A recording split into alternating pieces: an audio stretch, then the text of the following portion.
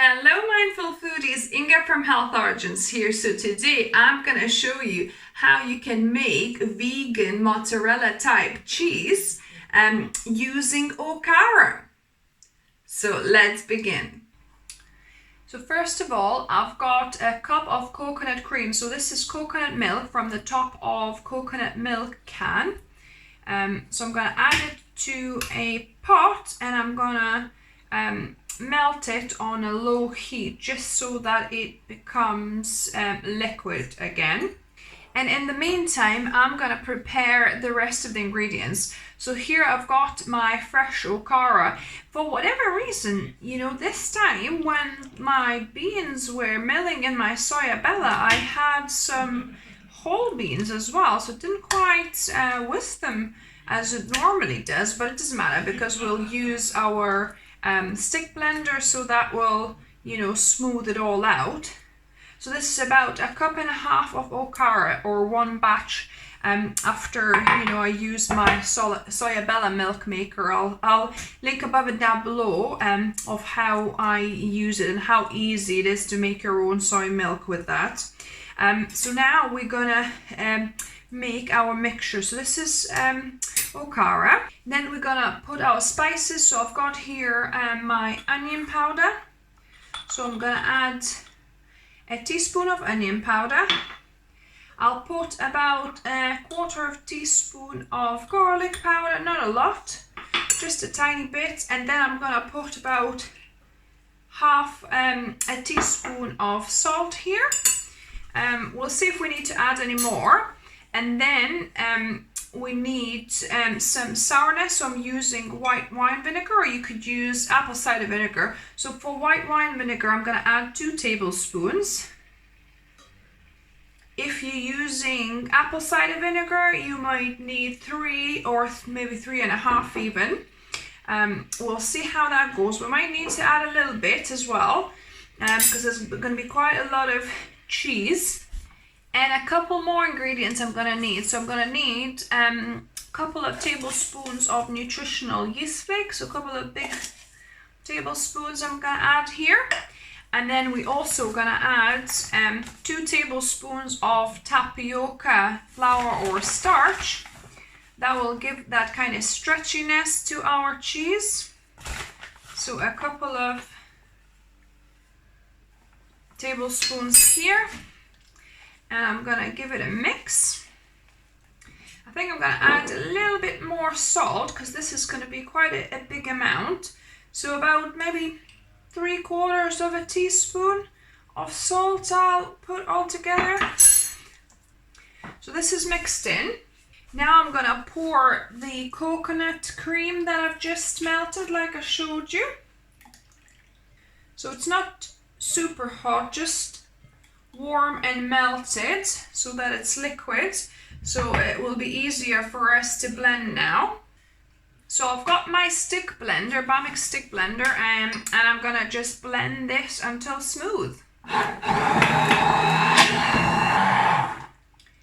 So it's been about a minute and now it's looking fairly smooth. I mean, you'll not have it silky smooth because you still see little bits of Okara in there, but that's okay. So I'm going to give it a little taste test to see if we've got enough of salt, the sourness. Yeah, so let me just give it a little bit more taste. Yes, I think definitely enough of everything. You want it kind of a little bit more pungent than you want the finished cheese to be, because when it kind of cooks and it thickens, it kind of loses a little bit of that punginess. So yeah, so that is tasting really good, guys. If you wanted this mix even smoother, you might want to put it in a powerful blender, which I'm thinking actually I might do just for a couple of minutes in my Thermomix. So I've got my Thermomix blender here, so any kind of powerful blender would work. I want to do this because I want like a smoother cheese, because I've got little bits of my soy pulp or Okara in. So I'm just gonna pour it in and give it a more powerful whisk for a couple of minutes just so that it's even smoother. But you know, if you don't have a powerful blender, or it is just a stick blender you've got, then that will be still fine. So I've got this pot where I've heated my coconut milk just before, and this is a blended cheese, so this is much smoother now since I've kind of blended it for a minute and a half in my powerful blender. So this is lovely. I'm just gonna pour it in. Now I've got all the cheese mix in. I'm gonna put it on low medium heat, and we're gonna slowly start heating it up until it starts bubbling. And I'm gonna use this whisk as a mixing tool because that kind of distributes best, and no clumps form at the bottom. So yeah, so you need to make sure you kind of don't heat it too rapidly, and that you keep on whisking so that the cheese kind of incorporates properly and it doesn't become you know, kind of congealed at the bottom. And tapioca flour or arrowroot flour is best to use for this recipe because you get the kind of stretchiness. But you know, if you don't have that, at a pinch you could use cornstarch or even potato starch. So yeah, you can see it's starting to heat up at the bottom there, starting to kind of clump together a little bit. So we want to keep on mixing now. In the meantime, I'm preparing my glass kind of shape. You could use plastic or silicone, whatever kind of mold you want for your cheese. Glass kind of cools a little bit faster. So now you can see the bubbles are starting to form, kind of, you know, in different locations. So kind of want to let it fully heat through everywhere and let it bubble for maybe a minute or two. And it's starting to be like really stretchy, as you can see. It's kind of, yes, the tapioca is definitely starting to activate here. So that's looking good now. I'm gonna switch it off. And you want to have your molds ready and prepared. So there's two ways of storing this. So I've got a little bit of cold water with salt or kind of brine. So maybe for this 350 ml, you put like maybe half a teaspoon or quarter a teaspoon of salt, let it melt. And then we're gonna just drop a teaspoon or tablespoon of cheese at a time, like that. So then it kind of drops into these, you could use another spoon to help you, into these mozzarella type balls, like that. You can do smaller, bigger ones, whichever way you prefer. And the other one, you want to make sure you don't let it cool down. You need to work quick. We're gonna just pour it into our mold here. And then you want to level out as soon as you can before it starts setting. So we get a more level top. You could just kind of shake it out. So yeah. So this now is ready to be cooled down completely at room temperature, or in a colder room if you've got. And then once it's fully kind of cooled, then you want to put some kind of lid on and cool it in the fridge for at least a couple of hours, or best overnight. And this is pretty much ready to, you know, put a lid on and just store it in the fridge. So I'm gonna let these both stay in the fridge overnight. You know, once this cools down, I'll put this in the fridge as well, and then we're gonna taste test them in the morning. So I've got my cheese here, so the one in the jar, and a bit of an accident happened. I think my husband dug into this without letting me know. that cheese already was eating it. So as you can see, it's not quite a full cheese. But anyway, I'll get what's remaining out of the mold and we shall see what it's like.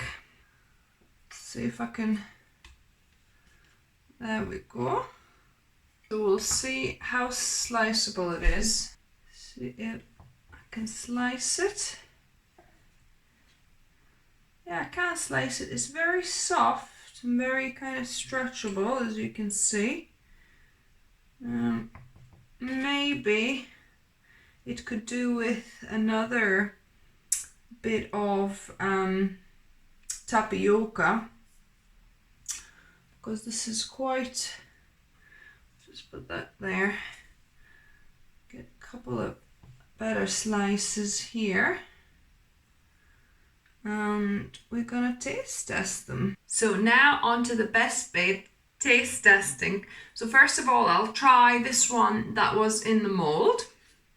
So I'll try a little bit. It's kind of more soft consistency. It's almost like spreadable, but you know, a little bit firmer than spreadable. So let me give this a go.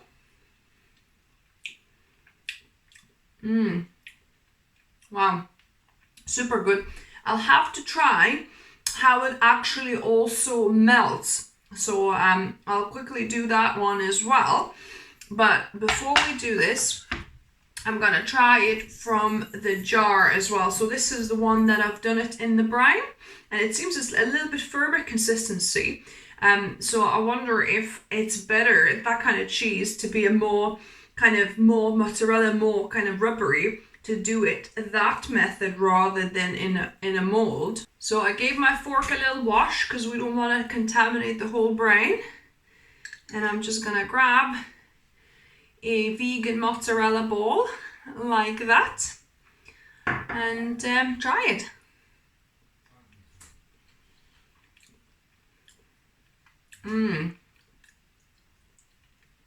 Really nice.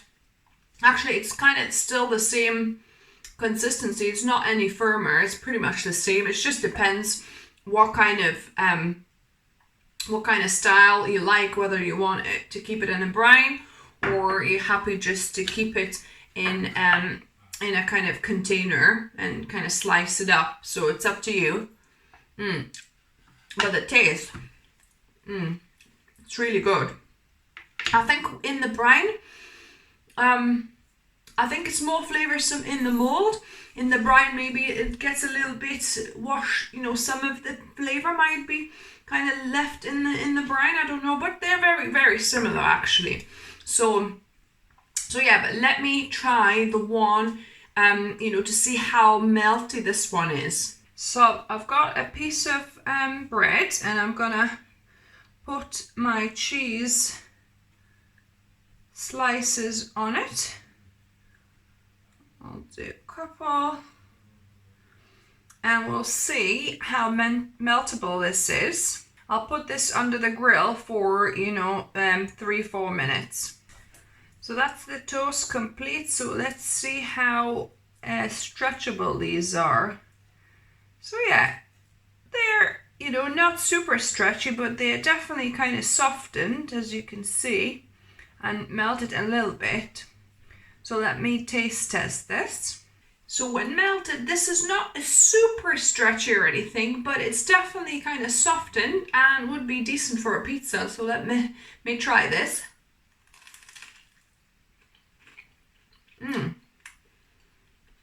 Perfect flavor. Yeah, I would be happy to find this on a pizza or in a toasty. So definitely thumbs up for this. So if you like the video, give me a thumbs up. Let me know what you thought of the cheese if you try it. If you're new to the channel, welcome and subscribe for more videos on Wednesdays and Sundays. And as always, remember, food is fuel, so be mindful of what you put in the body. Until next time.